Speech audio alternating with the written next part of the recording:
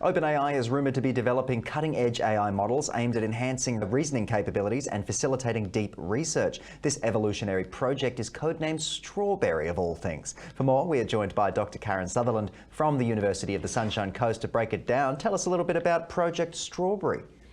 Yes, it's apparently super secret, but yet we've heard about it. So it's an AI model that will, like, tasks such as, for example, if you said, this is my annual leave date, I want to go here, it will go off and plan your holiday for you. It will do the research and actually make the bookings and things like that. So it's not just asking it questions and getting it to generate content, it's actually doing task-oriented things from start to finish, which is quite exciting, really. Absolutely. So I'm curious to know a little bit more about what this AI model does differently, how it's actually managing to get to those points. I feel like I could put things into ChatGPT, gives me a little bit of an answer. Is it just more of a refined model?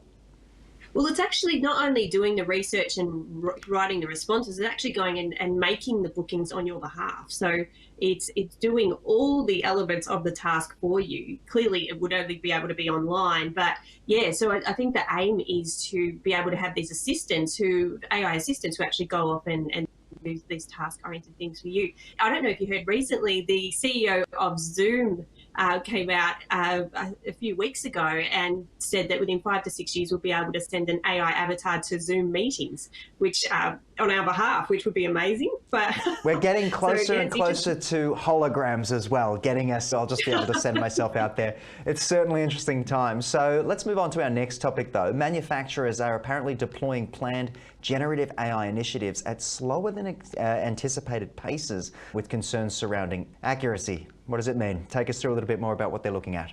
They're taking a cautious approach, and I think in this point in AI's development, it's a very smart way to do it. There is that issue with AI, particularly generative AI, where it hallucinates and just makes things up. And so they're not rolling out and integrating a lot of generative AI into their practices, not in line with global rates because of that issue. So they're very optimistic though. The report showed they are optimistic, but I'm sure things will change once the technology improves. Absolutely. Now we've got a quote here, an interesting one that I'll put up on screen there. And while many manufacturers see the potential benefits of generative AI, challenges such as response accuracy and of course cost are causing them to take a more cautious approach. This is said by Mike Loder, the CEO of LucidWorks. But next up, Australia's current laws regarding AI have been criticised as severely outdated and ill-equipped to handle the rapid advancements in the technology. Funny to think that they're outdated already when it's just all happened. What have you witnessed? I don't think they've been updated. The law is always way behind the technology, and this case in particular, so it's the Media, Entertainment and Arts Alliance who's really been very critical in relation to artists' work being used to train AI, copyrighted works. There was an issue where there was an actor whose voice was cloned, and now that's being used in an AI tool and didn't give his consent for that. So it's these sorts of issues that are coming up, and the law does not protect artists around this type of thing.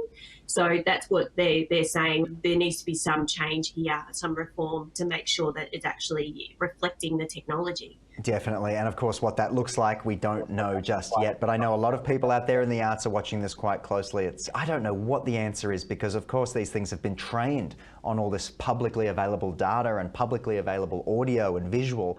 We're through the looking glass in many ways, which is really concerning. Yeah, absolutely. And OpenAI doing things like deals with publishers and things like that to train on their information. But it's all the other tools that's just starting now. They've been using stuff out, as you said, out in the public domain, but it is still copyrighted. It's just available, but it's still copyrighted material. So you're right. I don't know what they can do to turn that back now, but it'd be interesting to see what practices that they will be forced to implement if there are new laws that try and fix this. Yeah, I'm sure there'll be people out there certainly keeping an eye on this and of course trying to legislate it moving forward. But Dr. Karen Sutherland, thank you for joining me as always. I look forward to speaking to you again next week. Thank you so much.